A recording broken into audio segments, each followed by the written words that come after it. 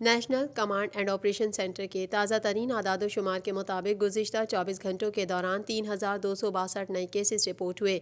پنجاب میں 1,21,753، سندھ میں 1,79,240، خیبر پختونخوا میں 48,264، بلوچستان میں 17,333، گلگت بلتستان میں 4,692، اسلام آباد میں 31,639، جبکہ آزاد کشمیر میں 7,151 کیسز رپورٹ ہوئے۔ ملک بھر میں اب تک 56,72,166 افراد کے ٹیسٹ کیے گئے۔ گزشتہ 24 گھنٹوں کے دوران 44,627 نئے ٹیسٹ کیے گئے۔